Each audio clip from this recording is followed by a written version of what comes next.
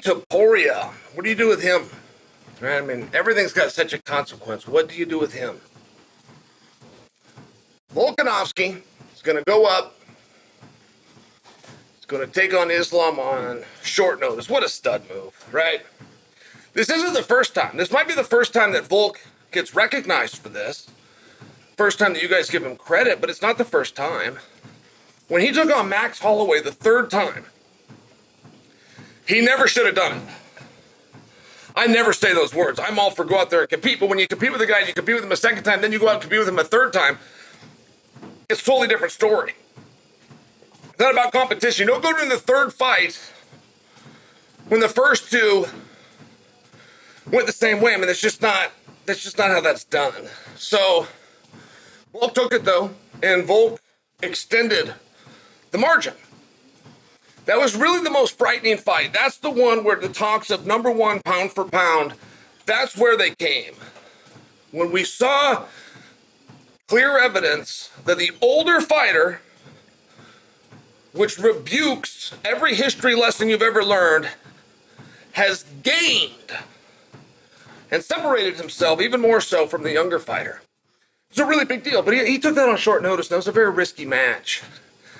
And I say that to you because some of the stuff with Islam, in a more ideal scenario, he'd have a little bit of time, but the time wouldn't be to up the cardio or the conditioning or game plan and strategize, like some of these things you hear these talking heads say, but they never elaborate to tell you what it means because the truth is it doesn't mean anything. He'd have a little bit of time to adjust his weight. Volk has been in featherweight mode for about 6 weeks now. About 6 weeks, he is committed to fighting Ilia Topuria. He thought it was going to be early next year. I heard one report where he thought it would be January, possibly early February. So, to switch out of featherweight mode, which I don't suggest for you he's cutting weight yet for, but he's still in featherweight mode, and then to go up against Islam, it's one of those spots where it may not be ideal, but for the greats, they don't just give you that number. The greats are ready to go at any time. And I don't mean any of the fighters are ready to go at any time. Not most of them aren't the greats. There's 763 guys under contract, and 760 of them suck. Right? You got that small handful of guys that are elite, that this is what they want to do with their life. This is how they spend the time. The rest of them go out there, they try to get on TV so they can cut the line at their local strip club. Like, they're not serious about this. They're headed nowhere. They're interchangeable mediocrities, but then you get these greats. And the greats don't have to get ready because they stay ready. And you have the greats, and they don't come with excuses. I got a cut on my forehead.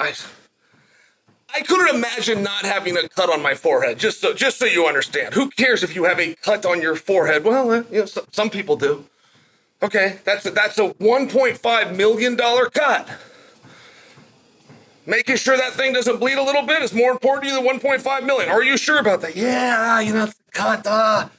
My friend, I'm sorry, and I love you all. I see you another time. As these things happen, it's part of the game. Is it part of the game? I fought 51 minutes. I did it for another decade longer than you did. It wasn't part of my game. Ever. Let alone 10 days before bell time. But then you have the other guys, right? You have the legit tough guys. The legit tough guys that prepare. That aren't out at the club. That don't care what the weight is.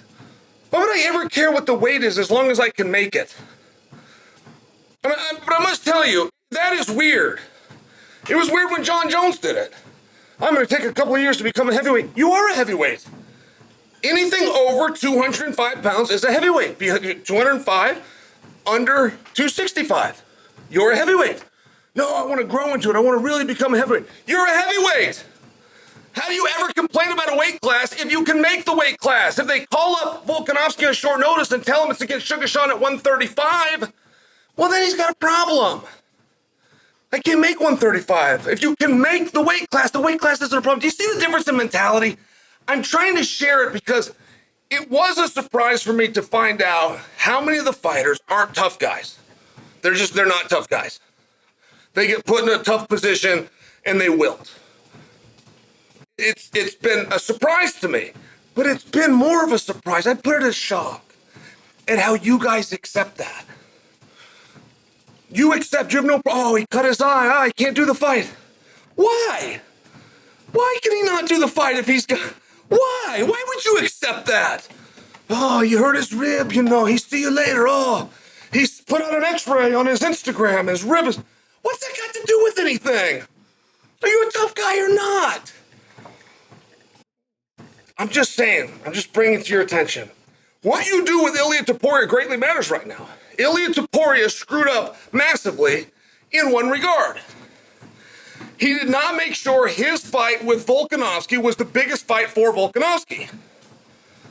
That's the only problem that Ilia did. But Ilia had an opportunity to do that. He was good with the words. He's just a fantastic, handsome young man. Perfect, beautiful record. People want to talk to him. He went so quiet that Volkanovski said, hey, why are you being quiet? And it was a mistake. It was a mistake. He thought he had power. At 145 pounds, he was clearly the right choice. That's true, but he mistook that for thinking he had power. He never should have gone quiet. He should have made sure that his match was the most interesting and biggest match. It wasn't. Islam was. So when this whole story is said and done, Islam beat Topuria.